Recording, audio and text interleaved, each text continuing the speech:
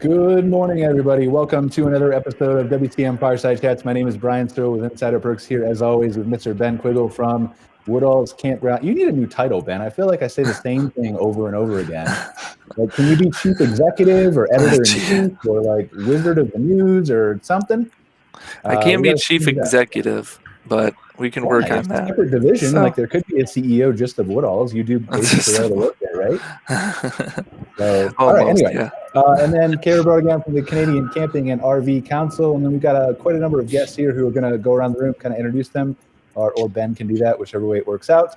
But we're going to talk about OTAs, just the kind of the benefits of possibly using them at your campground, maybe some of the negatives too, why they're important, things of that nature, and then some of the people that can help you connect with those services. And so remember, we are also a podcast available on Spotify, iTunes, Google Play, all those kinds of places. So you can listen to us there, or if you're watching us on Facebook, feel free to comment in the chat and we can interact with you, bring your comments up on camera. Love to involve you guys in that discussion. So Ben, everybody else, take it away. Yeah, so I mean, I would go around and introduce everyone, but I'm going to kill their last names because I'm horrible with last names. I think Kristen's last name is probably the only one I could get. O'Hara. I'm not even going to try Eric's, and we don't even know Heath's. So maybe we'll just have them go around. We'll start with Terry. Don't be hard on yourself, Ben. We'll start with Terry, and you just give us your name and just a little bit about what you do. So sure. Thanks for having us this morning. I'm Cara Braeutigam. I'm the CEO and co-founder of Spot Tonight, and we are a truly integrated and agnostic booking system that works with mutual partners through a direct API integration, serving the United States. Okay. Yeah. Kristen? Sure. My name is Kristen O'Hara. I'm the Director of Business Development for New Book, a property management system company. And we have hundreds of campgrounds in the United States and thousands globally. Oh, yeah. Yeah, and you guys are New Book's based out of Australia, right? We are, yep. And we also have an office in Irvine, California. Okay, yeah. So been quickly expanding. So Eric, just give us a little bit about yourself. Sure. I'm Eric Cargelotto. I'm one of two people working on CampNav. We scan sold out parks for new availabilities and then send text messages when they come available.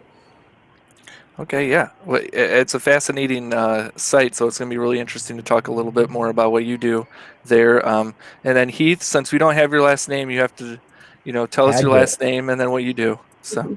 Sure. My name is Keith Padgett. Can you guys still hear me okay? Yeah. Cool. Usually it's my first name that nobody can understand. So it's like anytime I have to tell somebody my first name, it's like the candy bar or Heath Ledger. So Heath Padgett. And I run campground booking. We have a team of about 10 people. So I'm the co-founder along with my CTO. So we're a reservation platform specifically designed for campgrounds. Kind of built it while we were traveling around the country. Most of our core team were full-time RVers. So kind of went around parks, asked what they wanted, and built out the platform. And we work with around 100 parks right now across the U.S., Mexico, and Canada. Okay. Wow. Yeah. So I get, and Heath, you're in, you have the most interesting background. You're in Moab, Utah, right? Correct. You're on a vacation. What's wrong with my background? We've seen it before. Beautiful. Fine. I'm going to move next week then, just for you. And Kristen's on vacation too. She's in a hotel ballroom. So I guess maybe I should have been on vacation. Cara, are you on vacation? No. No, you're not on vacation? Okay. Well, I guess I didn't get the memo. I'm going on vacation next week, but I guess I'm a week late. So, well, we wanted to invite everyone on just to talk a little bit about OTAs and kind of the lack of them in the reservation, in the campground space too, just a little bit as far as, what makes it so difficult to maybe create an OTA in the campground RV park sector. And I guess, Terry, we could just start with you. I guess just tell us a little bit about what Spot Tonight does and how you kind of work as an OTA, I guess. And you you integrate with New Book, right? That's correct. We sure do. To be clear, have we told everybody what an OTA is? Just for the people who might not know? Yeah, I mean, I guess. I thought, you want me to cover that, or y'all want to take it? If you online travel agent. Expedia, Travelocity, TripAdvisor, those kinds of places. Basically a third-party booking system that allows you to connect with more guests than would otherwise be at your own booking system. Short, sweet. That's it. And I'm humbled to be surrounded by so many experts in the field. I consider myself probably a newbie here, but although I am on my fourth RV, so I'm coming really from a frustrated consumer side. And the history of Spot Tonight is just that. My son-in-law and I, who's my co-founder, Sam, we were sitting on the side of my RV, all dressed up, ready to go on a Friday night in South Louisiana. He says, let's go camping. And I said, when? He said, right now. I said, okay. Here's my phone. There's 4 pages of apps, directories, websites. I have all that. You find a spot. Good luck. And much to his amazement, in South Louisiana, we're a heavy camping state, and you cannot just pick up and roll out. So that began our journey. That was 18 months ago, into discovering and talking to campground owners about how it all worked. And soon I got savvy real quick on all of the background systems. My background, interestingly enough, is I'm a registered nurse. I've had almost a 40-year career in nursing, including 21 military and another 10 civilian, but a master's in public administration, information systems concentration. So I knew that there was some connection there. We reached out to some integration partners that we're connected with, such as New Book, and realized that they had APIs available. And so we started coding to that, and we launched now about 5 weeks ago. And we're integrated with New Book, finishing that up, as well as RMS and Checkfront are our partners. So we're constantly recruiting parks and onboarding parks. Yeah. And how many parks do you guys have on the system right now? So right now we have access to, roughly through our integration partners, about 1,500 parks there. We're in, just picked up another 6 on Friday and another group. So that's going to put us in upwards of 30 states and close to 60 some odd parks in the system right now. And what the way that our system, I failed to mention, is unlike playing Google RV parks next to me and someone finding a spot and loading all their filters in and then only to come up nothing. In our app, you load your preferences one time. And there may be 100 spots near you or 100 parks, but if none of them have a spot that meet the traveler's requirements, why bother, right? So we serve up those sites that meet the traveler's requirements, and literally in about 8 to 10 clicks, you can book a spot. So it's very intuitive, and I think, I know Kristen's seen it, so she's sold on it, and we hope that other systems join us as well.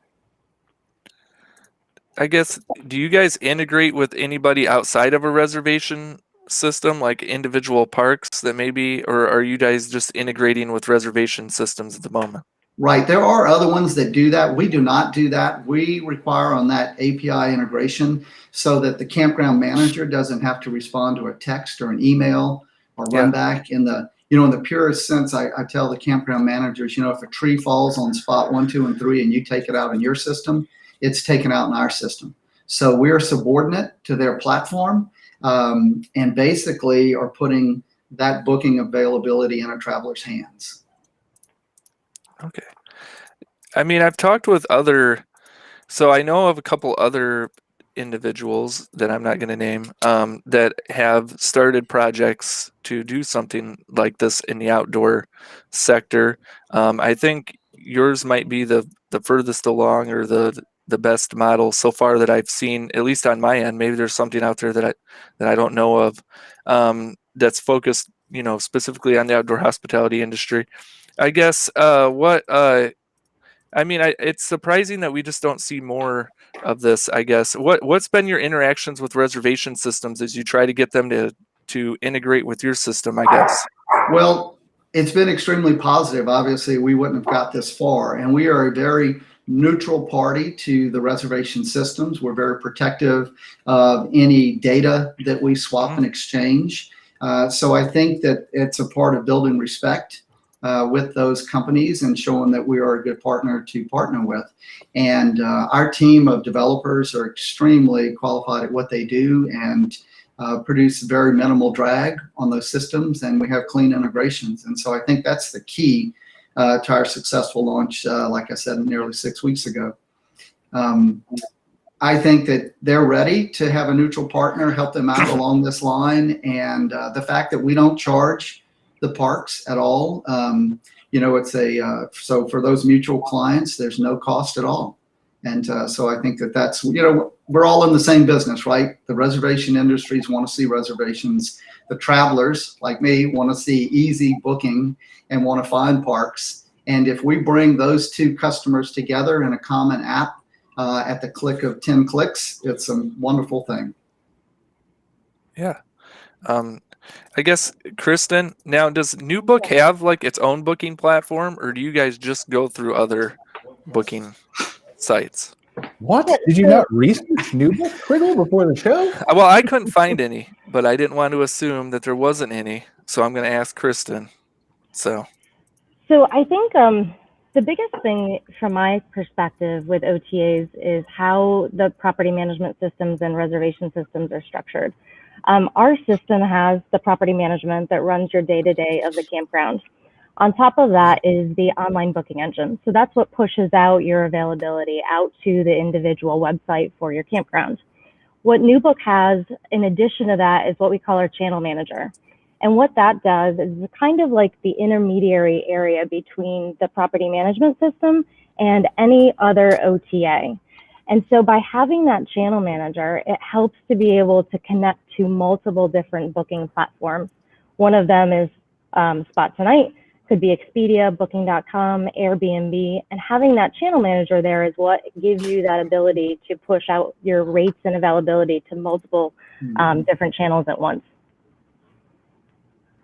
yeah. I just feel like, maybe an OTA offers more exposure for a campground than maybe somebody's own booking platform. I guess, what are your thoughts on that, I guess? Well, I mean, if you look at the amount of money that's being spent by the OTAs, I mean, if you look at Booking.com and Expedia in 2019, they spent $5 billion each in marketing, right? So individual campgrounds can't come close to that. So the ability for you to be able to put your inventory out online and have Expedia and Booking.com and all the other big players out there do the heavy lifting for you is a great way to get a new customer in the door. Absolutely. Yeah. I don't want to, I know there are reservation systems out there that do have like their own booking platform that they market. I guess, some of them are growing pretty good, and there's definitely some reasons why they don't necessarily want to integrate with an OTA. I think some campground owners don't like the fees for OTAs. I guess, do you guys charge, Terry, do you guys charge any types of fees for any of this stuff? No fees at all charged to the campgrounds or parks. We do all of that marketing. We have an extensive digital media group that works with us to target that. There's no fee charge. We do charge the travelers a small convenience fee right now. It averages about $3 to $5 for that booking. We capped that at $20 right now, so that if they're going to an expensive resort park where it might exceed that, it's capped at $20. And we actually are on a glide slope path with advertising, vending, as that gets up, to really do away with all of that, so that we will truly be just a neutral, agnostic, no additional fee type booking. But like Booking.com, like what you mentioned, Kristen, they do charge fees. Don't they get pretty expensive sometimes? The commission fees can range from 3% up to about 18%, depending on the OTAs that you're going through. And that's really what I tend to tell my customers is think about that as a way of doing marketing, right? Because again, if you're having somebody else be able to do that marketing for you and you're taking off a slight fee off of your booking, it's a way to get a new customer in the door. And your job then is to be able to convert them into lifetime customers with you directly. And so, especially in the hotel industry, which is my background, that's how most people look at that. And then once they come in and they're raving fans of your property, then you convert them to come back, book through your website, book through all of your other channels that are direct. I guess from that perspective, though, I guess from the consumer's perspective, don't they feel like maybe they get better deals at like a Booking.com versus booking directly? Like maybe there's like some sort of deal they get. I don't know. Yeah, well, I don't know if it's really that. It's the ability to be able to look at a lot of inventory in an area at once. That's, yeah. And I would just chime in my experience in dealing with, when we were at the Florida RV Super Show and we had hundreds of travelers come to the booth, it's the ability to look across all of those different reservation systems that, really is appealing, I think, to the traveler, and again to myself, that because let's face it, I don't know that many RV campers know the background business that we all know as the reservation industry. They may not know that Kristen has some fabulous resorts in her system, and they would have to go to a new book system. But in a totally agnostic world like an OTA, all of those resorts appear, and the travelers can set their preferences and see all of the great resorts that, and like Kristen said, then they become a traveler for life. They may get one exposure through Spot Tonight, and then suddenly they're all going to one of her resorts. Well, and I think we've transitioned to a time from the consumer perspective where they're willing to pay those fees specifically because or for the convenience of being able to see all of this inventory in one place, because it's such a monumental task to seek out campsites any other way. So they're willing to pay those fees. And I do think there's a barrier there. And maybe this is Canada specific more so, but I think Canadian campground owners do that's this number one response I get from them typically is, I don't want, my customers to be charged more fees to be able to book online and whatever else. We can take their bookings by phone and blah, blah, blah. But there is an appetite on the consumer side and a willingness to pay those fees. And we need to kind of break down the communication barrier there, I think, a little bit, specifically in Canada.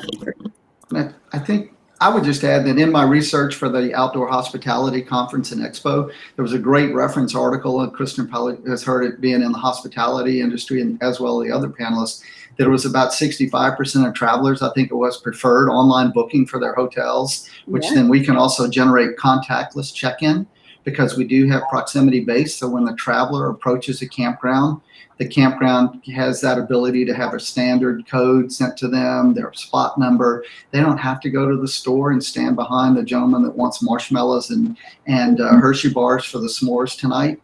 After driving all day, they can just go right to their spot. And that's the beauty, I think, of OTA integration with like all of the companies here on the panel, certainly with those that have that ability to send info.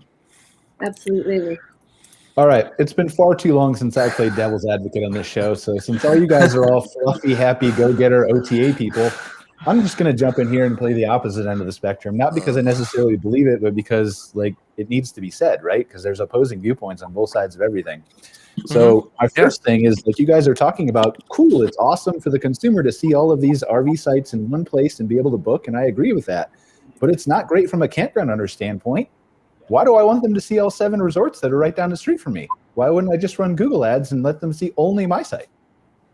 You want me to take that, or you want? I'll be glad to jump in, because I tell you, Ben, I talk to campground owners all day. I burn my phone up, and I have so much feedback. Well, first off, because it gives you a competitive edge with a $0 cost investment, right? Their marketing, I think, as Cara said, market charge, figured out as marketing. I know they don't have the big bucks to spend on all of the marketing, and it really is about marrying a traveler who may have not known about, in our case, perhaps up here in North Louisiana, Grand Acor, because it's maybe 8 miles off the interstate, and so when they're driving down the road, they see that proximity. So those are some of the pitches that I give them. And I also tell them, what do you have to lose? I do all the work. My OTAs integrate and provide clean. If they don't have a spot, they don't have to save spots for us, because that's the beauty of that. And really, in the essence of it, that time that person's taking a reservation on the call, there's studies that show how many people fall off. I don't have that number right at me. But, there's people just don't want to listen to it. I think our friends over at RV Miles really gave a great story about wondering if people will ever call them back, or they have to go fill propane and they can't do that. Or I know not to call campground owners in the morning because they're picking up the rounds. They're looking at who's closed. Yeah. So I think that if I were talking to Brian as a campground owner, I would say, why not? It's clean integration. It's technology. There are people that are willing to pay for that. And that's what brings the traveler to your campground for free. Well, and frankly, Brian, as a former campground owner, I would say, like Terry said, there's no cost to me to do it. So there's not a ton of time. And I did Google Ads and still did some of that really targeted advertising stuff on top of that within my strategizing to multiply the amount of exposure that my park was getting. That can't hurt me. No, so that's my point, though, right? So you did the other things too. The problem I have is not, to be clear, before we continue down this path, okay, Terry, I'm very supportive of your app and integrating. I know that. I think it's a great way to get other people's exposure, but I also think that there's it needs to be said, like we deal with so many campgrounds. I do marketing for 300 plus campgrounds, and almost every single person who comes to me, whether they're a small park with 18 sites or whether they're a huge company like a hedge fund with 350 sites, they're barely doing any marketing at all. They're not running Google Ads. They're not paying attention to the reviews. They're not posting on social media. They're not doing all these things that should be arguably done first, and then you go to another place because you've already maximized your own place. But there's no point. Or you can do them all at once. Yeah, tonight. Exactly. To Expedia when I can get a customer for 10% from Google Ads. Correct. However, right. in a true agnostic OTA environment like Booking.com for the hotels, you may not know that there's a hotel downtown near that conference center you need to be. The same thing with camping. You may not know that there's a new spot right there that you didn't know because they don't do advertising. So that's a reflection on them, not you. Correct. But we're at a generational change. And of course, here's the baby boomer talking to, obviously different generations across the whole spectrum. But, that the tech savvy traveler is out there. And I, for one, never really liked hollering across the cabin of my RV to my wife and tell her, how many times have I said it's 50 amps? Okay, so we save those profiles for you in our device and all of the others and become a frequent traveler. And so it works well for the campgrounds. And, again, it's a free download app. So once again, on the traveler side, what do you have to lose? Download it for free. Take a look at it. Give us a shot, and try it. 100% agree. We may find Searl's campground. I don't even have a campground. I'm not brave enough. Yeah, on the consumer side, you have no argument for me. It's fantastic for the consumer, and I feel like if you run a good RV park, you shouldn't be afraid of being listed next to your competition because they'll choose you naturally. So you would be more afraid that your competition is going to be in the app and you're not. That's what we're finding now as the groups are coming on. Many of our customers are some of these large groups, but yet we do have single individually owned parks that we support. And so we do service that whole spectrum. I call on individual owners, and sometimes I stumble across one that is a whole big group, and we're blessed to join them to the traveling family. I was just going to say the same thing. In a lot of ways, it really kind of helps to level the playing field where you can be listed and really competitive with a bigger, operator or a corporate, group that, runs 80 parks or whatever. Those guys have it down. So as a single operator, small family run business, I'd love to be able to be listed right next to those guys on a site and have the same kind of exposure that they do. Yeah. Well, I'd like maybe we get Heath and Eric in here a little bit. They haven't talked at all. Eric, you're pretty quiet. You're speaking about things that are a little bit outside of where we typically work. So. Yeah. So just talk a little. Where do you work? Tell us where you are.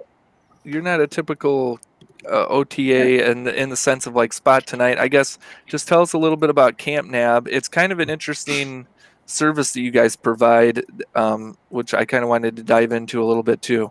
So. Totally. Yeah. It's I'm pretty lucky. I'm partnered with a good friend who had an idea because of a personal problem he had. He wanted to camp at a provincial park and nothing was available. So his wife hit refresh for hours on end and found a spot. And so he said, we don't need to do this with your finger. We can find a programmatic way to deal with this. So a few years back, we were over for a barbecue, and he said, I've got this idea and I think people would like it. And I said, yeah, it's neat. I don't think anyone's going to care, but yeah, we could try it. And turns out a lot of people really, really want to find a campsite, and it's pretty hard to find them in, especially national and provincial parks. We're typically seeing the busy ones get booked in under a second on opening mornings, so like sold out. So, but over a season, in a single day, you'll see thousands of cancellations come up. So there are certainly spots out there. It's just impractical to hit refresh on a browser window all day long manually. So your system does it for them, right? Like they pay a fee for you guys have plans, right? And they pay a fee, and then you guys pretty much do that for them, or at least try to.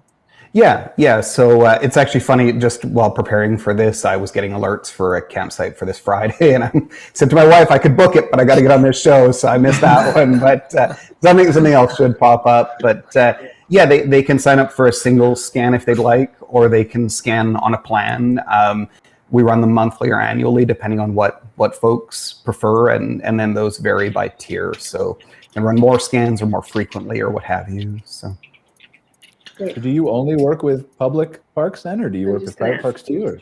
Okay. Right now, it's only the public ones, and it's partially just a matter of how challenging the integrations are. There are so many different systems, and it's kind of a persistent challenge just to keep on top of all of the idiosyncrasies of those systems. And then also during COVID, it becomes even more challenging where parks policies are changing all the time. So booking systems are doing all kinds of funny things. So we'd like to expand. It's just a matter of each one makes the job more challenging. So. Sure. I mean, I guess that's kind of one of the reasons I wanted to bring you on, because I knew you mainly focused on public parks. But, what would it take to integrate something like that in the private park sector? And I wonder what private park owners would think about that system, I guess. So I can't speak to that well, just because there are two Erics and I'm the non-technical Eric, so I don't know what the logistics of that are. I think we've had a few private parks reach out with interest and such, but again, I think it's just I can't answer it properly because I'm not smart in that way. So I speak to private campground owners every day across Canada. There is definitely an appetite for integrations. We're working hard actually with Heath's group to establish the OTA at GoRV in Canada. And so, there's definitely integration talks and stuff in the works. I think it's vital to make that national reservation system and trip planner tool incredibly kind of dynamic. And, like we said earlier, consumers want to see as much inventory as possible in one place, and that requires those integration partnerships. And there is a barrier to, there's so many kind of gears in the machine to all work together to make that happen. And consumers, I get asked all the time by consumers, like, why is this not easier? Why is there not already a great tool like this here in Canada? Why is this not a thing? The nuanced necessities behind the scenes to build it and make it work and have everybody in the group, have the best case scenario for their individual needs it's a lot to balance, and I have to commend to Heath and the guys at Campground Booking. They do a great job at balancing all of that. I don't know if Heath is still on. Is he? He's still here, but his video got turned off, so I just flipped him off so we wouldn't have to have the odd 7 people on. So yeah, I think there's definitely an appetite for it. I know I have campground owners ask me all the time, like, when can the software program that I use integrate with this booking system? Like, I want this yesterday. Right. So it's a big project, but I'm pretty confident and hopeful that we'll get there. Yeah. So, I mean, I guess would campground owners, Cara used to be a campground owner. Would you mind a system like CampNAD coming in and like I don't know. Nabbing sites. Yeah, I would need some clarity on kind of how that works and things. My park was specifically had limitations about,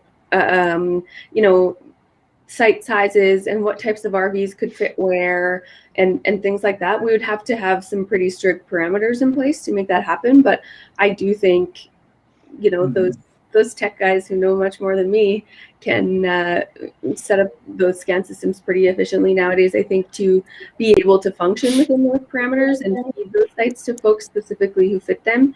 I think for me, I have a lot of personal faith in a system like that, but perhaps other campground owners maybe who don't that would be a barrier for them. I think that's very common and difficult for them to let control of who gets which site when go. There's a lot of things to balance. Sometimes there's events, there's group bookings, there's one time in my park I had an area of my park flood, and I had to scramble to find new spots for everybody who was supposed to come to that spot. Like, things happen, and I mean, it can be a logistical nightmare. Obviously, that's an extreme circumstance, but there's a lot of variables that a campground owner has to consider before they make a choice like that, for sure.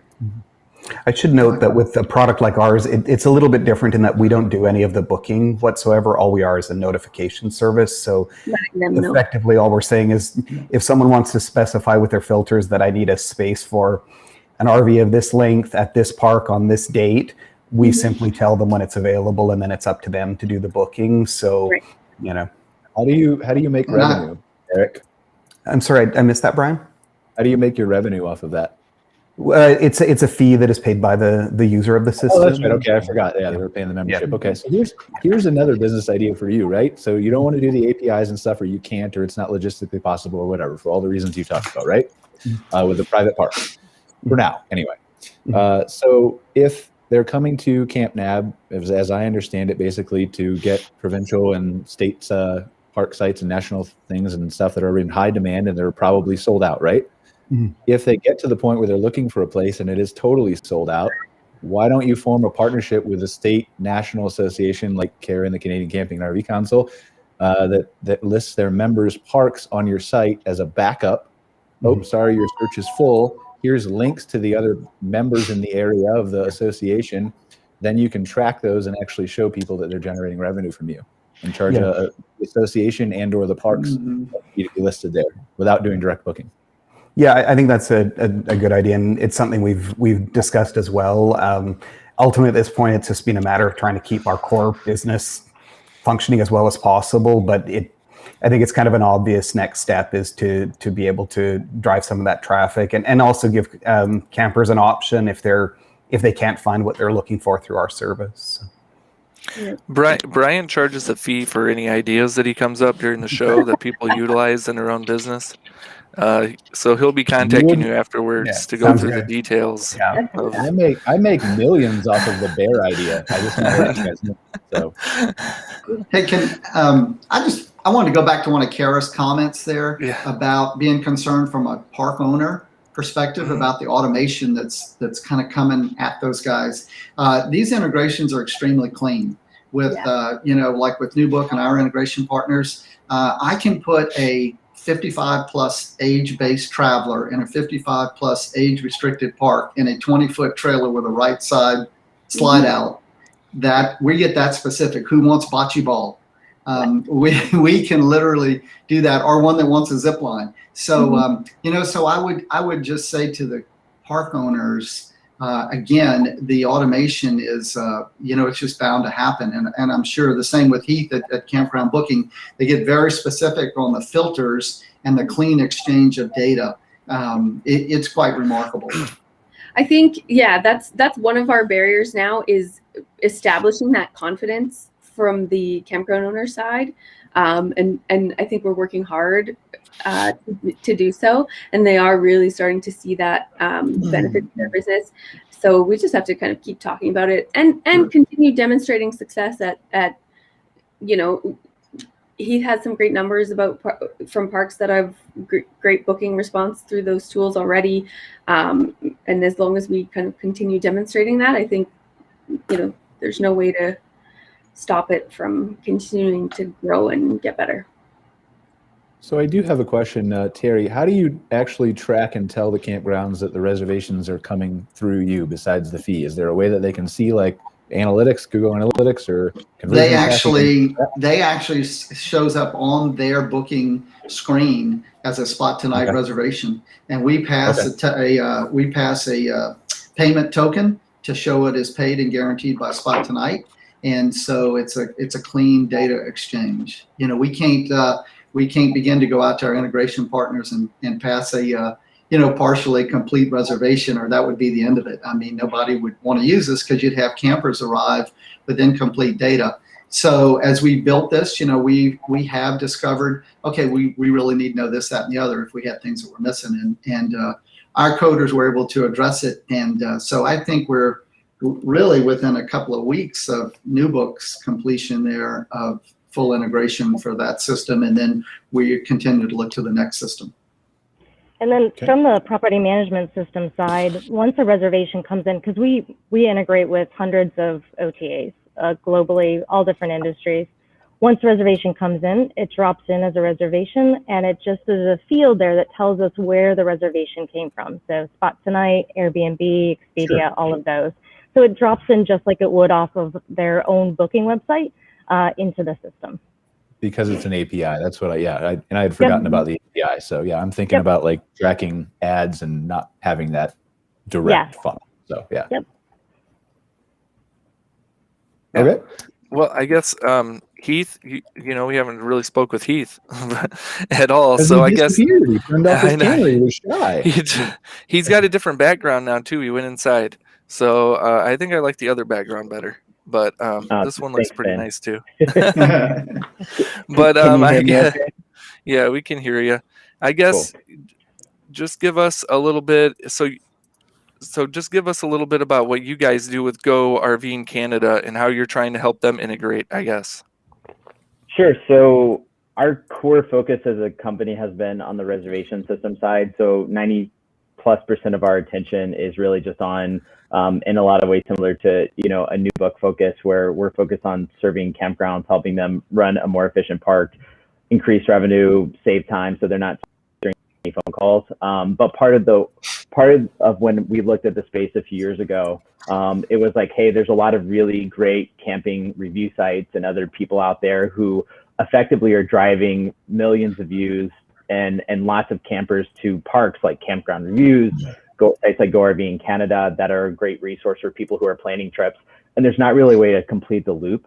So what we did was we built other products in partnership with Go RV in Canada. So we built a trip planner and a white labeled booking engine product. So effectively, we were able to greatly increase the existing traffic on Go RV in Canada site, as well as the number of trips planned, and ultimately be able to close the loop through our booking engine so that parks are able to actually start seeing those conversion on the back end of reservations that are flowing through that partner site. So that's kind of been our focus in Go RV in Canada. They're a trusted partner in the space. Chris and I have had lots of good conversations around like OTAs and direct DMOs. These are all terms, in the hotel world, direct marketing organizations, and that's kind of what Go RV in Canada is. It's a trusted resource in Canada for specifically, camping and RVing and things like that. So people trust that it's a place that they can, go and know that it's a source of truth from that perspective. So that's kind of how our relationship has been to date with Go RV in Canada. I guess, Cara, you've been working pretty closely. Do you work closely with them or Go RV in Canada? Cara fell off. I think her internet went out, so she'll be back, I'm sure, as soon as she can. But I didn't want to intrude, but I did want to jump in on the conversation earlier and just around like Brian, what you brought up, kind of playing devil's advocate, because I think we toe a line somewhere in the middle. It's like around the OTA conversation, and there's obviously huge value there. But I've been super interested. There's a really good article called The Definitive History of Online Travel Agencies that was written on skiff.com And it's about a 45-minute blog read, so it's a mammoth post, but it's super fascinating to go and read like 20 years ago what happened to hotels and things like that, because effectively OTAs start out as, you know, your helpful partner, and that's kind of the theme, like very low fees and things like that. And then as more and more traffic is owned and they have more authority in booking.com and things like that, like those fees start going up. So effectively they're at 5%, 10%. Now they're 25% and they're buying the rooms because they have that kind of leverage.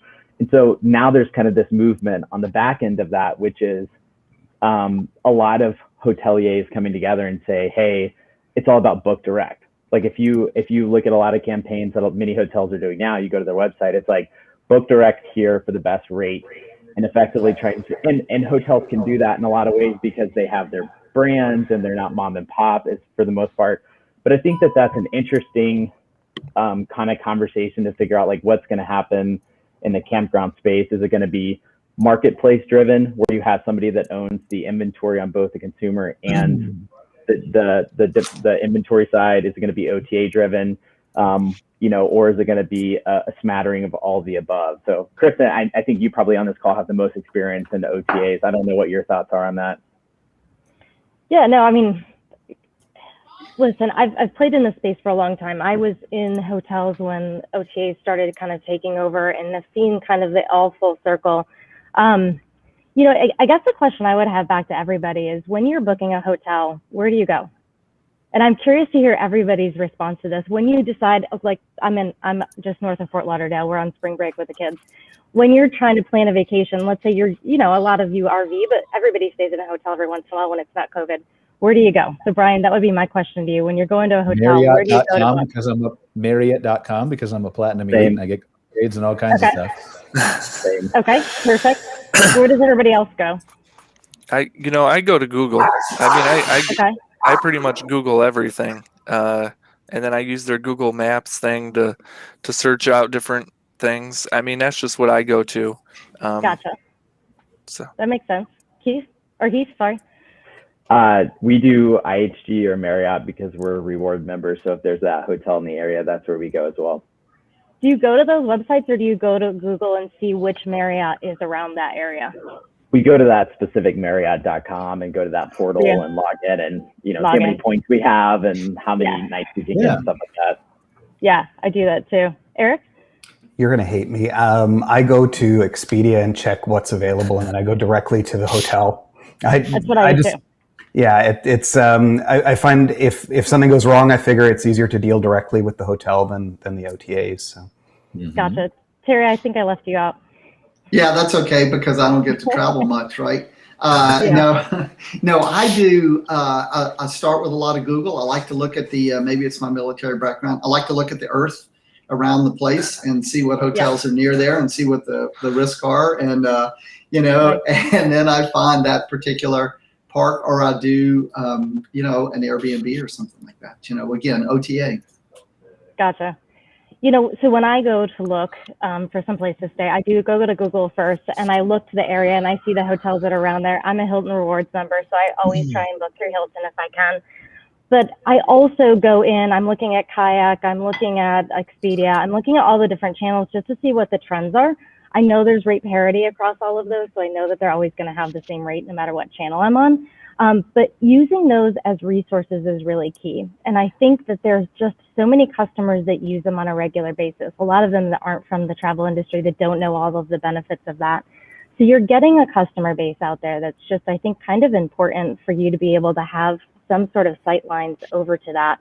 But when you actually do your booking, I go direct to the hotel, because now the hotel industry has proven through all these rewards programs that you're going to get the best deal there. You're going to get preferred upgrades. You're going to get a lot of different amenities by doing that. So that's why I still think that having a listing with an OTA is important, because you're getting that sight lines into a customer base that wouldn't normally have found you, especially in this industry.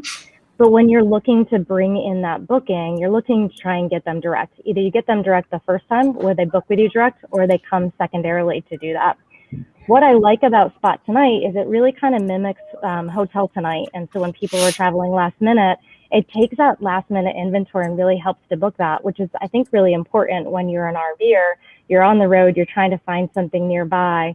it's a different way of doing things. I think, both Carrie and Eric have hit kind of a niche in the market that's pretty unique, and the fact that they're attempting to help be able to find accommodations for people that are in a unique circumstance. They want to go to a park that's booked. They want to find something nearby that they can stay from an RV perspective. So I don't know if that answered your question, Heath, but those are just some of my thoughts as we're chatting through about OTAs and how they're utilized in both industries. I think and sorry, Heath, go ahead, please, for a second, if you want to. Oh, no, I was just echoing, saying, yeah, no, that totally did answer your question. I did have a follow-up, and then I want to, obviously let you go, Brian, it's your show. But, Kristen. It's a show. I'm just here to move the cameras. Like, one of the other things I'm curious about is, like, where do you think that campgrounds will have a comfort level around fee structure? When we first started as a reservation system, it's been like a little bit of a moving target, and we've actually started looking at more flexible models that basically we want to be able to generate and run a good business by providing value to our campground. So our business is not reliant upon, out marketing the campgrounds and out SEOing them. That's Carrie's job at Spot Tonight. And so I'm curious, like, what you think about. By the way, I'm hearing a big echo. I don't know if are you guys hearing that? A little bit, but we can hear you. Okay, cool. So Krista, I guess I'm curious, like, when you think of reservation systems and OTAs, there's some people who are kind of towing both the lines here, and they're trying to be both. Like, at what point do you think that you have to pick a side? Because effectively, like, giving someone a free reservation system and then outranking them on their own Google AdWords feels to me a little bit slimy in a lot of, like, just, I'll say it, like, it just seems like that's where some people are going. And I'm like, really? You're giving me a free reservation system, but you're charging 10% to be listed on your network, so then you can out Google me? It's just like, it's kind of messed up. So I'm just wondering, at one point you think these are in conflict with each other, or that you think campgrounds will actually notice. This is why this conversation needs to happen, though. Everybody falls on one side or the other, and nobody thinks about the middle.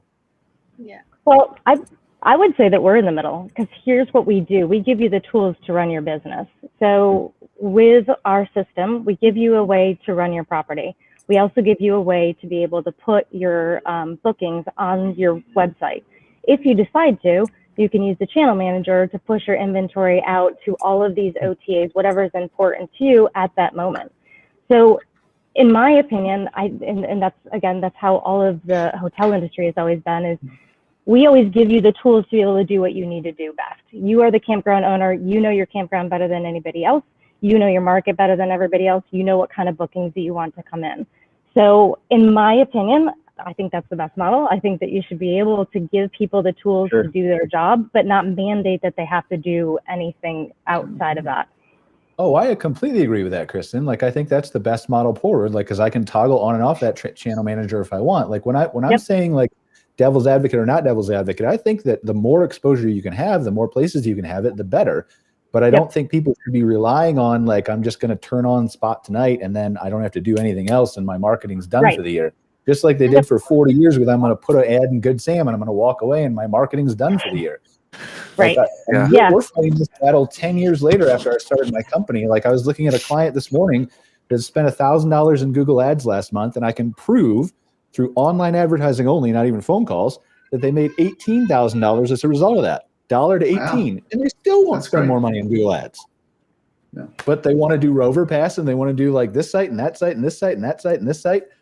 So, and again, I know it's different with Spot Tonight because it's not a percentage to the campground, but you see my point. And we do the advertising for them. Like, I just got an alert that our carousel ad is running. So all of you, because you've mentioned Spot Tonight, will probably thank me later for something appearing in your Facebook from us. But, you know, it's just the way it goes, right? Can I just go back to a quick note that Heath mentioned, that, you know, and also Eric, and the technology change. And I learned, again, I say this, I learn every day from our park owners. So there are some park owners that don't like same day online booking. For whatever reason, I don't know that, but I'm convinced, again, from my old hospital experience days, that I know there's a bed in the hospital somewhere. I just have to find it. Same thing with a campground. I know there's a spot out there. I just have to find it. So actually, I had a campground owner tell me, why would people do that? She says, I'm actually going to direct them after hours to your camp, to Spot Tonight. So when they drive at the end of the road and they get to my park, I don't have to take them by myself back to the office to do all the booking. I'm just going to tell them to go to Spot Tonight, and I can see immediately that they've paid me, and I can just drive them right to their spot once I let them in the gate. And so there's some neat technology like that, again, like with Eric and the integrations with our, the partners, about how we can leverage that to help people get that spot. And that's really what it's all about. It's about bringing all these customers together, like I said. Right, which is fantastic. I just don't want people to get complacent. It's like Facebook, right? Like Facebook controls all the likes on your page. You don't. Do what you control first, do it well, and then expand to everywhere else that you can expand to. And you can do that really quickly. You don't have to wait years. I guess social media should be called social mediators, right, instead of media, because really it's powerful, as we all learned. Well, but we made it powerful, just like the hotels made Expedia powerful. So. Right. Yeah. Wow, that was a good discussion. It's been fun. I've had a great time and met some new people. I've learned a lot more about reservation systems and OTAs than I thought I would ever know. So, so that's good. I guess, it's interesting that more campground owners don't want to, sell a site the same day, especially since the dynamic pricing is taking over. And, I think we've heard people talk about, more sites, maybe if you have a gap I can't explain it very well. Maybe, So go ahead. Can I play devil's advocate here for a minute and just on the campground? Go ahead, Cara, please join the party. Yes. I just have to say, as a former campground owner, there's lots of factors that go into that choice. A lot of it comes down to things like manpower, and if you can know that you have 72 site turnovers today, then you staff for that, and so, or maybe you have a big event going on in the park, or there's all kinds of variable things. I had limitations for how many, like the entrance to my park, I couldn't have any encroachment onto the road. So if I had a lineup to get into the park, I had a serious problem on my hands. I sometimes had the police show up and be like, "You're blocking the highway." So there's all kinds of variables that impact those kinds of decisions. It's, do I have enough staff? And frankly, with COVID, that was a big issue last year. Do I have enough staff to keep the bathroom clean the way that I'm expected to? Do I have enough staff to service my customers to the level of customer service I want to provide them? And how do I plan in advance well enough for those things? I mean, there's variables here. And so I want it on the table. That it's not an arbitrary, I don't think anybody's out here wanting to turn business away, but there are factors that go into those kinds of choices for them.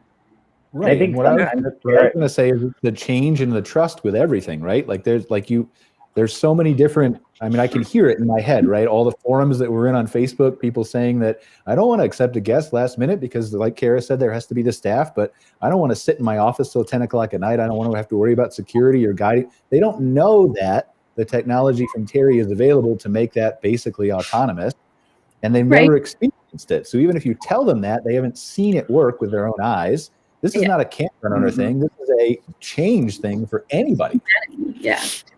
Sorry, Heath, what were you going to say? I feel like I cut you off.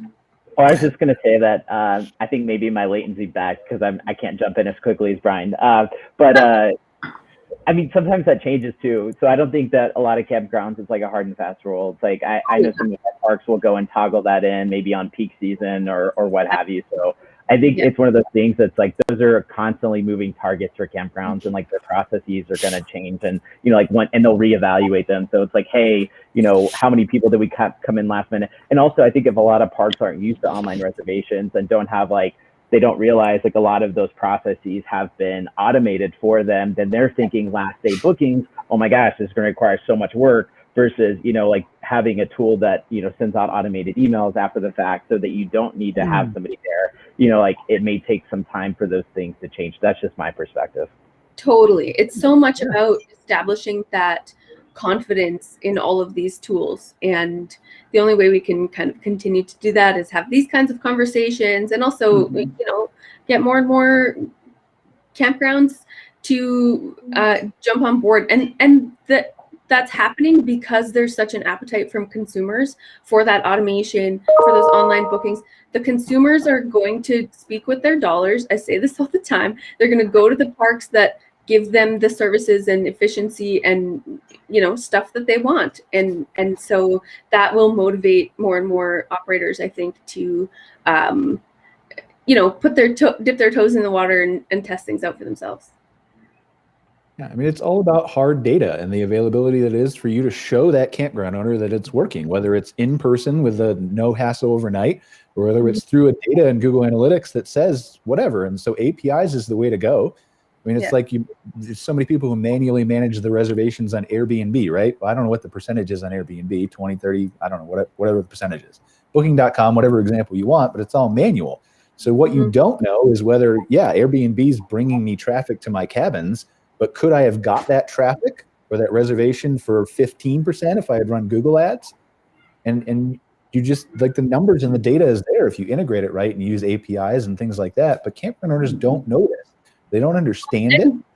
And frankly, they don't have time to know it. They work 100 hours a week and they're tired. And they shouldn't have to.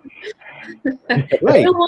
That's also part of the problem, right? Is that they won't spend the money to, like, let's just be selfish, right? They won't spend the money to hire somebody like me because I come across as expensive, even though I can give them these answers. So, and it's not just me, to be clear, right? It's spending money on new book or anything, but. And I'll also say, I don't think it's about they won't spend the money. Sometimes it's not a choice for them, right? That not everybody has that kind of budget sitting around. And so, learning those things, there's all kinds of resources that, not everybody has access to. And I think it's a big monumental thing to look at this mountain of all these terms that we're throwing around on this call right now. I mean, that stuff alone, to dig into that and learn all about it when you already work 100 hours a week. Right. But this is my point, is why you need people who can help you at the Canadian Camping and RV Council, or Insider Perks, or Woodall's, or Spot Tonight, or whatever. But those very people need to be able to prove to you that what they're charging you, if anything, is actually worth your money. They need to renew their membership in the association or hire me for another. And if you can do that, maybe you don't have the money, but maybe you don't have the money right now because you're not doing your advertising right. And if you did, then you have the money. So those things build on each other for sure. Sure. Yeah, it's all that's why I keep talking about the circle of everything, and why I'm willing to help everybody long term, because it'll come back to me. I don't need it to tomorrow. So. Yeah, definitely. So, Brian, did you have any more questions or anything? I don't have any questions. You don't have any questions. Yeah, you never do. Up and go along, so. You're the leader here. I'm just. Cara, did you have any more comments or questions or anything? Not specifically. I apologize for my connection in and out today. I definitely missed, I think, some valuable stuff. So I'm gonna have to rewatch and see what I missed. But anyways, I apologize for that to everybody here today. That's okay. I mean, you just need to get a backup Wi-Fi system, Cara. That's all. I know. That's all we expect from you, is just a backup Wi-Fi system. Yeah. Yes, it's going to forgive you this week if you don't let app again. Yeah. So, I think that's about everything. I think we tackled a lot of stuff. Just thanks everyone, Kristen and Heath and Eric and Terry, for being willing to come on and just talk a little bit about OTAs and your companies. So it's been great touching base with all of you. Thank you very much. A really good discussion. I appreciate you guys all showing up here. And again, yes, you were missing for a little bit, Cara, but when you were here, it was important to hear that campground owner perspective and things, because that really kind of, so. Good. Yeah. I'm glad. Yeah, so I think we covered a lot of good stuff. I think we're taking next week off due to Easter Monday, right? Mm-hmm. Yeah. And you being in the Grand Canyon. Yeah, well, I'll be in the Grand Canyon, and then I think we'll come back in a couple weeks, and we'll be talking about just news from around the industry. So it should be pretty good. So thanks everyone for watching, and I hope everyone has a good rest of the week.